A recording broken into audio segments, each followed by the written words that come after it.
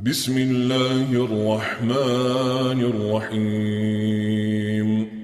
والنازعات غرقا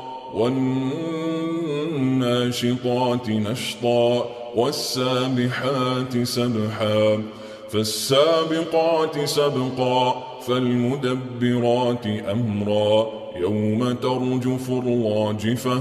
تتبعها الرادفة قلوب يومئذ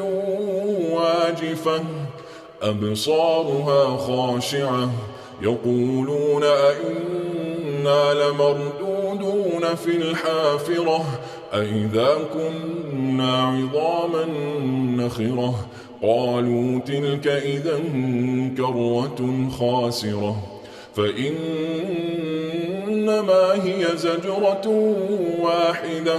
فإذا هم بالساهرة هل أتاك حديث موسى إذ ناداه ربه بالوادي المقدس طوى اذهب إلى فرعون إنه طغى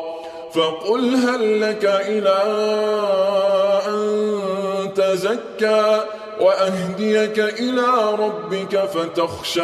فأراه الآية الكبرى فكذب وعصى ثم أدبر يسعى فحشر فنادى فقال أنا ربكم الأعلى فأخذه الله نكال الآخرة والأولى إن في ذلك لعبرة لمن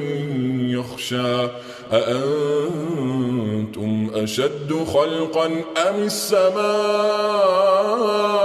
بناها رفع سمكها فسواها وأغطش ليلها وأخرج ضحاها والأرض بعد ذلك دحاها أخرج منها ماءها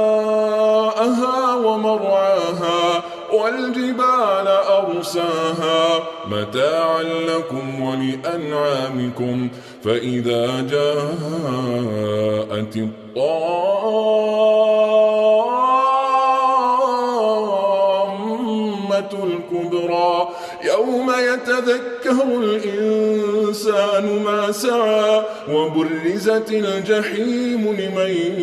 يرى فأما من طغى وآثر الحياة الدنيا فإن الجحيم هي المأوى وأما من خاف مقام ربه ونهى النفس عن الهوى فإن الجنة هي المأوى يسألونك عن الساعة أيان مرساها فيم أنت من ذكراها إلى ربك منتهاها إنما أنت منذر من